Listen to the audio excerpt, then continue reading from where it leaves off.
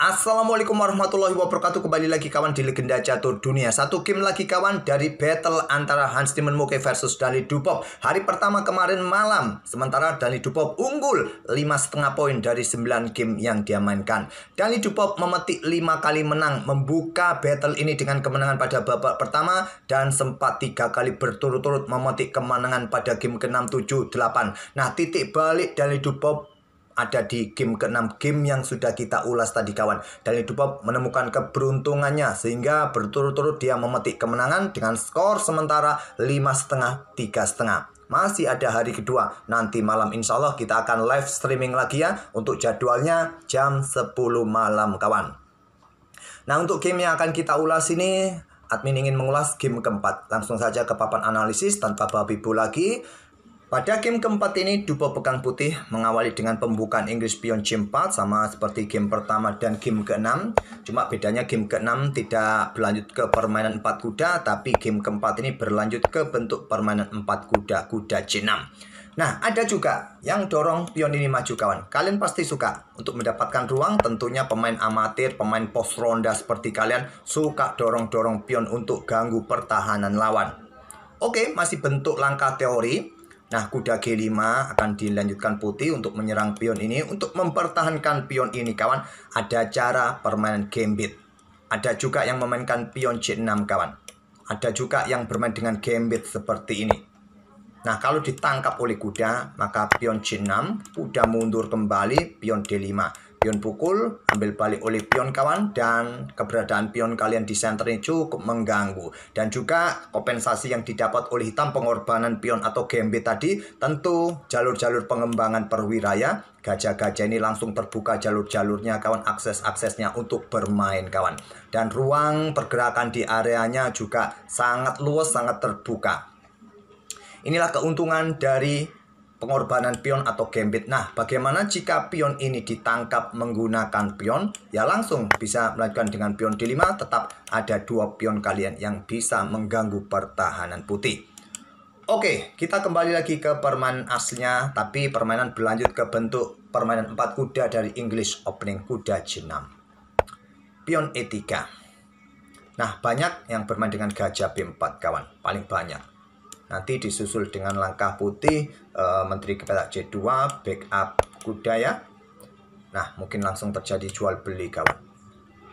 Oke, tadi memilih dengan gajah E7 saja dan sudah saatnya bermain pion D4 paling banyak.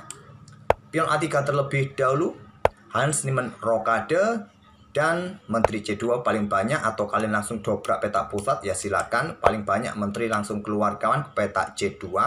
Untuk support awasi diagonal terang ini, mungkin nanti disusul dengan kuda kah, gajah kah.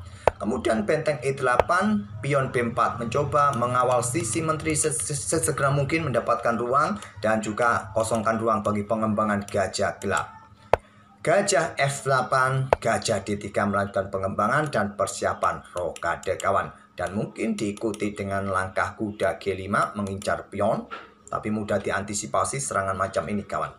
Nah, pion D6 salah satu opsi kuat buat hitam melanjutkan permainan atau dengan pion G6.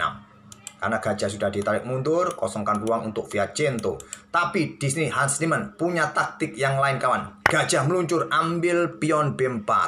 Respon kuatnya kuda ke petak E4. Kalau pion ini ambil gajah langsung kawan, maka kuda pukul kuda ancam menteri gardu gajah juga ya.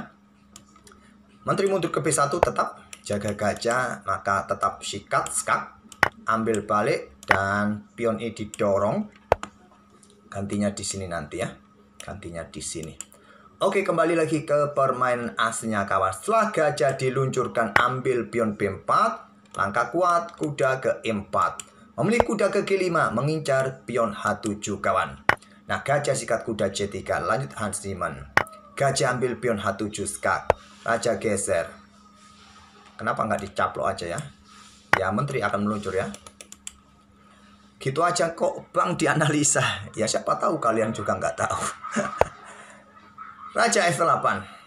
Baru sekarang pion ambil gajah. Pion Dani Dupop bertumpuk kawan. Jelek sekali posisi di sayap menteri. Bertumpuk, pion terpisah.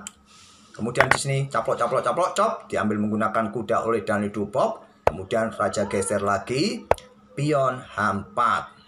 Untuk berikan dukungan bagi kuda kalau mundur kawan, karena ada potensi di sini ya.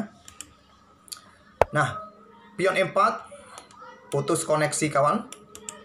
Kuda G5, dan pion D6, pion F3 lanjut dari Dubov. Dubov sepertinya sudah enggan rogade. Inilah gaya preman yang disukai oleh warga Indonesia melihat permainan Dani Dubov kawan, gaya preman. Pion F6, kuda caplok, pion E4, gajah F5 pin kuda kawan, harus berhati-hati kuda Dani Dubov di sini. Pion H5 dorong terus, pion maju, menteri E7. Anak-anak belum hari raya udah nyumet mercon. Oke, pion H6 kawan. Lanjut dari Dubov, gajah sikat, kuda E4 ambil menggunakan pion. Coba lihat kawan, coba lihat konstruksi pion-pion dari Dubov sangat-sangat jelek. Caplok menantang pertukaran menteri. Geser nolak. Caplok kembali kawan, dan gajah B2 menurut engine kuat. Memilih benteng B1 serang pion B7, pion B6. Sekarang pion pukul pion G7, lanjut dari Dubov. Raja langsung berani ambil, karena kalau nggak diambil ya benteng meluncur. Oke, ambil. Menteri F2 siap menusuk lajur G kawan. Dan benteng H8 menantang pertukaran. Benteng H1.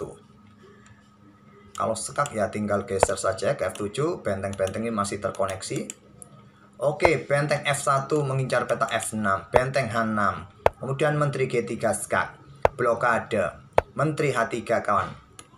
Siap menusuk. Ada kuda E5. Benteng H1 siap menusuk lagi. Nah, benteng G8 langsung dobleng. Ini bagus kawan, mengincar peta G2. Kalaupun ada serangan nanti mundur ke peta F8. Memilih langsung geser ke peta F7. Dan sudah saatnya benteng diangkat. Kalau menteri ambil pion masih ada gajah.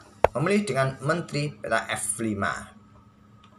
Kemudian benteng G8, kuda ini juga sangat kuat kan, sangat kuat. Membuat raja ini harus pindah. Kalau kalian caplok ya silakan. Tapi kalau pindah ke sini ya awas, discover lebih cepat skak emat. Ke F4, discover check. Benteng siap mendukung. Dan wassalam ya. Kalaupun bergeser raja ke peta D1 di sini, bisa diikuti menteri ke 4. Ini juga sangat kuat skak. Kalian mau bergerak kemana?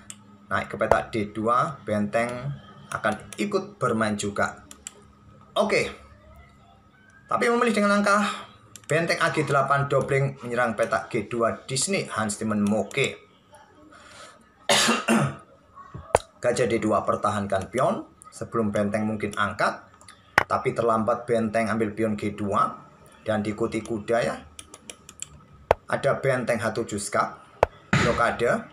Menteri H5 skak, geser, dan Dani Dubov menyerah di posisi ini di langkah ke-31 kawan. Ancamannya ada potensi skak mat di peta G1. Oke, berlanjut jual beli di sini kalau dilanjutkan. Nah, kalian hantam lagi. Masih ada potensi ya, skak mat, menteri D3, diikuti juga dengan langkah kuda F3, mengincar gajah bersama kuda, benteng siap meluncur ke peta G1, juga potensi skak mat. Oke, kita sedikit coba lanjutkan dengan variasi menteri ke peta H1, menteri D3, diikuti kuda kawan. Kalian mau ngapain juga di sini? Posisi menteri juga sedang mengancam benteng kalian. Oke, geser saja ke peta D1. Nah, di sini bisa bermain dengan benteng ini. Kalau kuda langsung memberikan ancaman nggak bisa karena sudah tercover ya gajah di sini, nggak mungkin. Kita coba cara yang lain dengan langkah benteng H7 ya. Menyerang menteri di sini ya agak sedikit panjang memang permainan. Nanti diikuti kuda. Oke, itulah kawan permainan Dani Dubov pada game keempat. Ya, masih panjang dengan taktik Raja Ngeyel. Oke, itulah kawan permainan mereka berdua pada game keempat. Kita tunggu hasilnya seperti apa. Tersisa 9 game lagi malam ini. Coba kita kawal nanti ya. Insya Allah kita akan lanjutkan live streaming kita. Oke, semoga bisa menghibur dan kita akan bertemu di video-video berikutnya. Terima kasih. Wassalamualaikum warahmatullahi wabarakatuh.